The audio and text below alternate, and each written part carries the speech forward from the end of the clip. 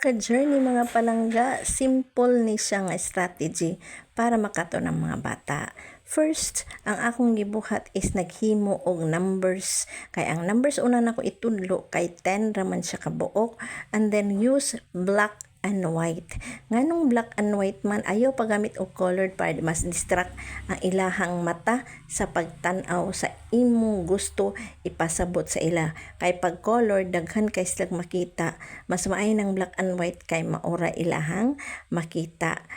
Human, be careful po mo sa pagsulat sa numbers. Kinahanglan ang gamito ninyo sa number 1, straight line lang. Okay? Muna siyang sakto straight line.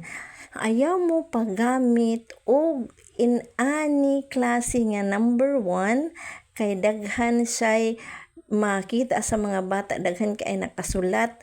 Nganong gi-emphasize na ako nga straight kay sa diker pa sila ang itudlo is curve o straight kasagaran. And then sa number 3, curve lang siya ha, duha ka curve. Ayaw ninyo butang og straight and then curve, nag-combine naman gud siya. So dapat isa lang ka bali curve ba nga dili na daghan kay siya makita. Okay? So sa number 7 pod, medyo nasayop ko ani kay ni curve akong 7, dapat duha ka straight line lang siya ha. Ayaw aning napaikatulo nga sa tunga, confusing na sa ila ha. Ayaw butang og linya sa tunga. Okay? Line lang siya. Kani pong number 9, duha na a combination of a circle o straight line. Ayaw ni gamita ha. Kaning nay curve ngayon ana kay confusing na kay murag 6, murag 9. So in ani ang sakto nga 9, a circle and a straight line. Human ana gibutang nako siya sa lugar kung asa nga dali ra niya makita ang gusto nako itudlo. Wala ko gibutang ang number 10 kay mobalik man ang 1 og 0. So di pa na ako na siya gitudlo. Unya pwede mo magamit og glue, pentel pen, ball pen, lapis, og bond paper basta kay black and white ha nga mapilit ra gyud dayon. Unya ayaw mo na nyo isalig ang pagbasa sa maestra kay nag-follow na sila curriculum. Dili na sila ingon nga magsigirag pabasa sa inyo anak. Tabangan po nato ang teacher. Mo ni siya ang plastada no. Nanay 0 1 2 3 4 5 6 7 8 9. So, ana siya. Then, pag mata sa bata, yan din gitudloon sa na ni. O, na-capture na din iyahang mata sa imong gibuhat. Murabag, mana may kabag-uhan. Unya, gusto niya na, sigsag tudlo. Unsa man na. So, iyang giduol. Kung unsa gina siya. So, na-achieve na nato ang atong gusto. So, iyang gihikap. Unsa man gini siya. Kung inyo makita gina siya, o, tanawa, iduol na siya, no? Kung makita ninyo siya, wala dili ni siya drama ha, tinuod yun siya nitabo ta kagpaya buhok. So iya gitan-aw unsa man ni kung makita nyo iya gid hikapon. Ang tanan bata mo hikap gina sila.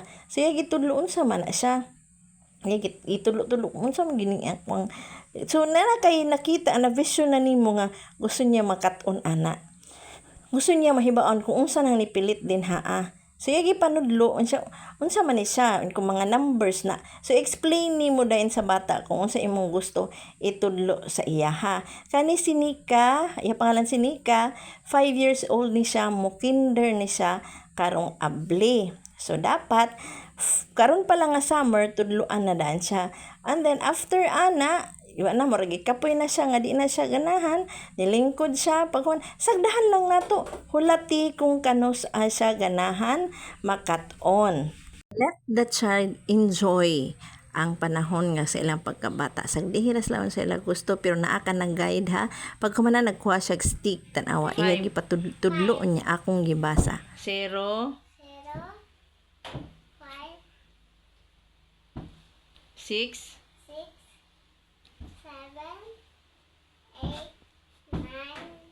Diri medyo di na mao gihatag na dayon niya sa ako ang stick. 0 1 2 2 3 4 5 6 7 8 9. Unsa ni? 0. Very good. Kini Kani nga time, gipabasa na ko siya na ay sakto, pag sakto, i-appreciate, managpakpakan ni mo gamay. Pag nasayop gani siya, ayaw dayon kasuko, kundi smile lang. Ang panahon, itudlo na nimo ang sakto. Ayaw kasab-i siya kung nasayop.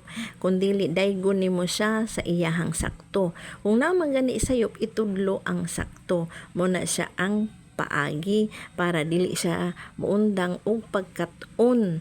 Unya ayaw pud i-level ang imong utok sa bata kay pila ra ba taon na mo pay pagsulod sa ilang gusto makatunan.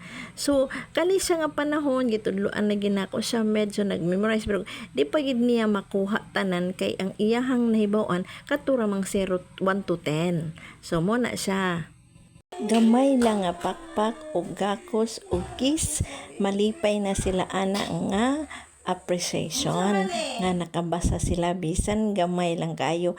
Ayaw gid niya siya tagay og daghan mga pagkaon, mga unsa, kundili let them touch you. Okay?